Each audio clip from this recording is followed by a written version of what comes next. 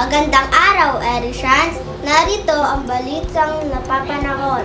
Update ukol sa bagyong Pipito. Paglandfall ni Super Typhoon Pipito sa Virac, Catanduanes na may lakas na signal number 5. Napanatili ni Super Typhoon Pipito ang kanyang lakas at patuloy na lumalakas habang ito'y papalapit sa Virac, Catanduanes ngayong gabi.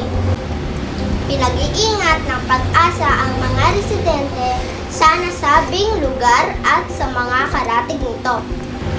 Sa banta ng malakas na ulan or life-threatening condition na dala ng nasabing bagyo, huling namataan ang Super Typhoon sa layong 120 km sa east of Virac at mas lalong lumalakas at bumibilis habang papalapit sa nasabing lugar.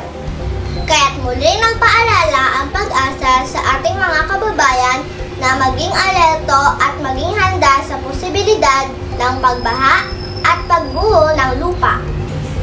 Itinaas na rin sa signal number 5 ang bayan ng Virac, kaya inaasahan ang paglikas at mga evacuees ng mga residente sa mababang lugar.